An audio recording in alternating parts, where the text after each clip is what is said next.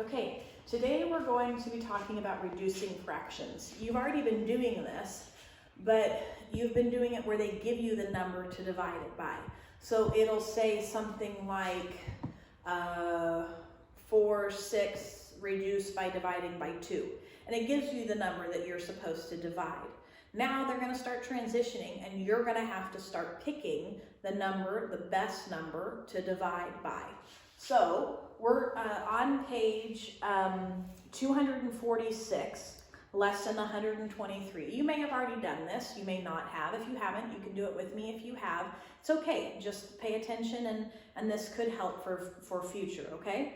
So the first one they give you is they give you the fraction 9/15, and they want you to pick what number goes into both 9 and 15. So you can feel free to pull out your multiplication chart and you can look which column has both 9 and 15 as an answer. Yes, if you look, the column for the 3's has both 9 and 15 in answers.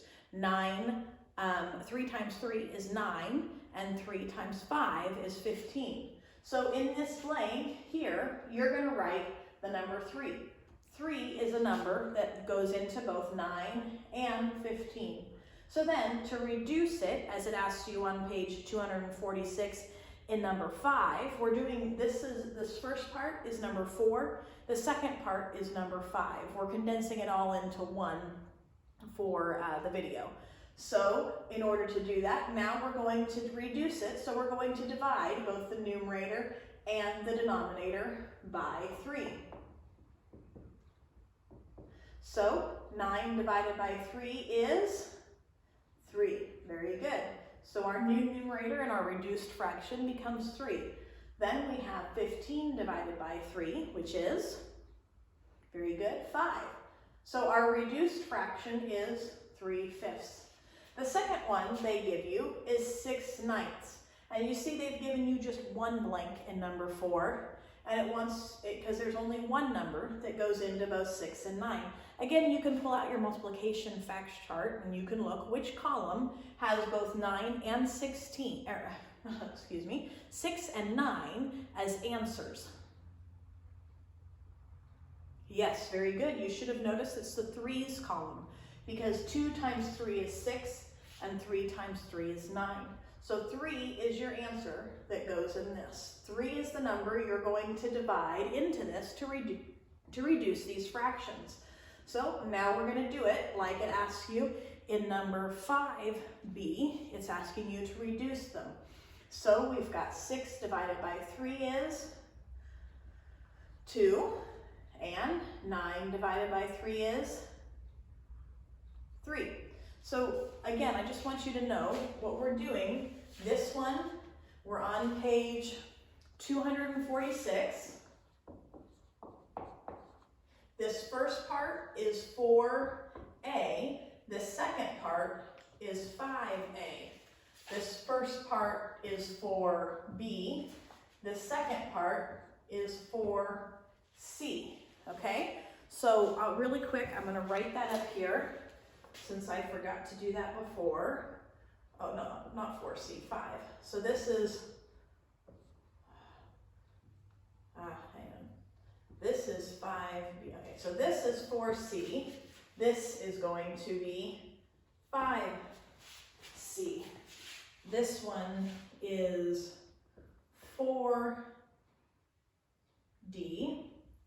This one is 5d.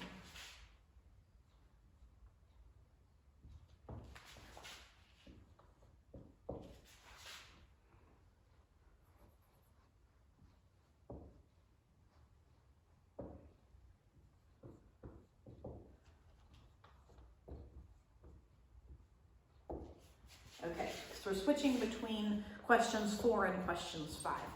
Okay, so now for 4c, it has 6 and 12, and you notice there's 3 blanks. There's actually 3 numbers that go into both 6 and 12. So first let's start with the lowest one, and we're not counting 1, so we're going to go up. So let's see, what about 2? Can 2 go into both 6 and 12? Well, yes, they're even. So 2 is one of the choices. Now we're going to go up from 2, and we're going to try 3. Can 3 go into both 6 and 12? Look in that column if you need to look in the column. Yes, it can. 3 can go into both 6 and 12. And we've got one more that we need to try and find. What about 4? Are 6 and 12 in the answer columns for number 4? No, they're not. Good eyes. What about 5? Is 6 and 12 in the answers for both 5? Nope, it's not, okay? So now we're going to go up to 6. Is 6 and 12 in the columns for 6? Can 6 go into 6 and can 6 go into 12? Yes, they can. Very good. Now, there's 3 choices here. We need to circle our best choice. Our best choice is the highest number that goes into both our numerator and our denominator. And in this case, our best choice is the answer 6. 6 is our best choice. So that's what we're going to use to go into reducing this. So in number 5C, we're going to divide both of these by 6. So 6 divided by 6 is? Yes, 1. Very good. And 12 divided by 6 is? 2. So our reduced fraction for question 5C is 1/2. Now we're going down here to 4D, 4/10. There's only one blank, so one number that could go into both 4 and 10. What can go into both 4 and 10? We notice they're both even numbers, which means that the number 2 can go into both of those. So 2 is our answer. So now we're going to divide both of them by 2 and get our answer for number 5D. 4 divided by 2 is 2. Very good. And 10 divided by 2 is 5. Yes. Okay. Now we have 4E. There are 2 possibilities that can go into both 4 and 12. We're going to start with the smallest and see what we can do. Our smallest try is always 2. 2. Can 2 go into both 4 and 12? Well, they're both even numbers, so the answer is yes. 2 goes into 4 and 12. Now we need our second number, so let's go up 1 to 3. Can 3 go into 4 and 12? Nope, not evenly, not 4. It does 12, but not 4, so 3 is not an option. So we're going to skip 3 and go to 4. Can 4 go into both 4 and 12? Yes, it can. So 4 is our second number. Now, we need to circle our best choice when there's more than one, and our best choice is always the highest number. So we're going to circle number 4. So we're going to solve number 5, we're going to divide each of them by 4. 4 divided by 4 is 1. Very good. Then we have 12 divided by 4 is?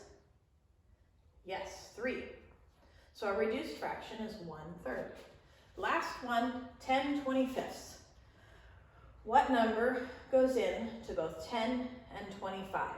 Look through your columns, take a minute, look through each of your columns on your math division sheet and see which column has both 10 and 25 in its answers.